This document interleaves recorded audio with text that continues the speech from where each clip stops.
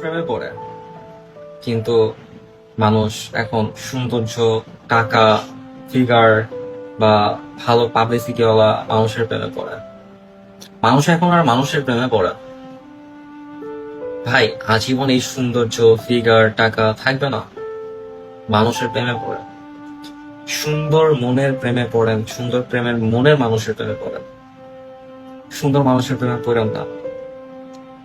যদি আমার দিক দিয়ে আমি বলি, আমি আমার জীবনে অনেক সুন্দরী মেয়ে পাইছি, অনেক সুন্দরী মেয়ে আমার পিছিয়ে ঘুরছে, অনেক মেয়ে আমার পিছিয়ে ঘুরছে এক টাইমে, বাট আমি কখনো সুন্দরের পিছিয়ে ঘুরি নাই।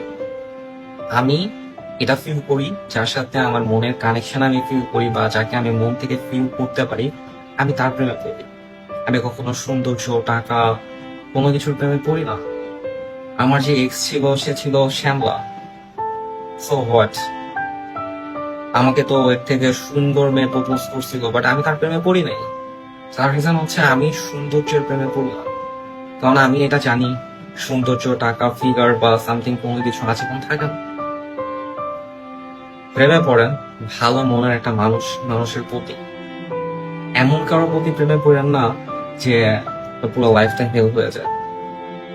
আর আমি যারা আমার প্রেমে পড়তো তাদের আমি একটা কথা অলওয়েজ বলতাম যে, ভাই, আমার প্রেমে পড়ে কিছু নাই, আমার কোনো যোগ্যতা নাই, আমার কোনো অ্যাবিলিটি নাই, বা আমি সুন্দর না, আমার আমার আমার প্রতি প্রেমে পড়ার কিছু নাই, জাস্ট তোমার লাইফ রুইন হবে আসলেই।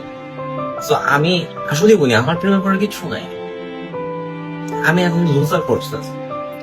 তো যাই হোক, আপনারা প্রেমে পড়েন, কিন্তু কখনো কারো টাকা, সৌন্দর্য, ফিগার বা অন্য কোনো কিছু দেখে প্রেমে পড়েন না। সুন্দর একটা মানুষের, সুন্দর একটা মন যার আছে, তার প্রেমে পড়ে। সে কালো হোক, সমস্যা নাই, কি সুখী হবে, বাট ভালো একটা মানুষের প্রেমে পড়ে।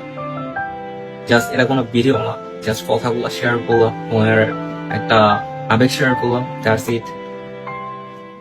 Thank you.